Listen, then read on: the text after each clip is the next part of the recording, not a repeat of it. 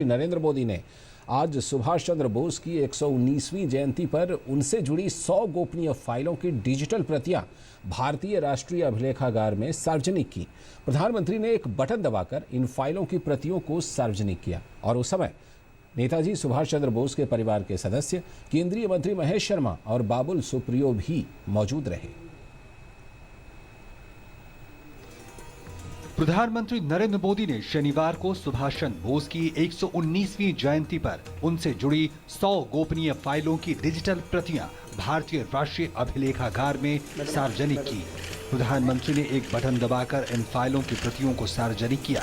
इस मौके पर प्रधानमंत्री ने नेताजी को समर्पित वेबसाइट netajipapers.gov.in का भी लोकार्पण किया, जिस पर वे सारे दस्तावेज अपलोड कर दिए गए हैं।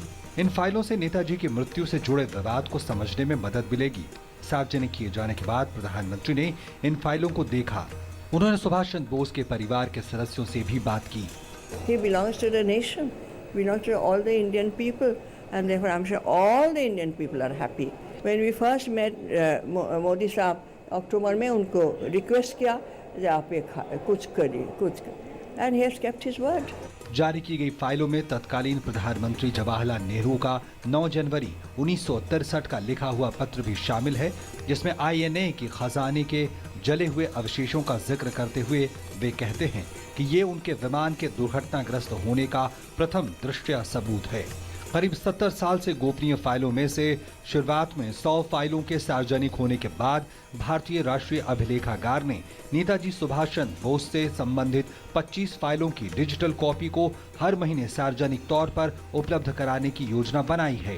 ये बहुत बड़ी खुशी की बात है कि देश आजादी के 68 साल बाद बहुत सारे विषय जानना चाहता था। आज भारत की सरकार ने उनको एक पारदर्शिता से सबके सामने रखा है। 25-25 फाइलें हम हर महीने इस विषय पर और आगे जारी करेंगे। इन फाइलों के सार्वजनिक होने से लंबे समय से चली आ रही जनता की मांग पूरी हुई है।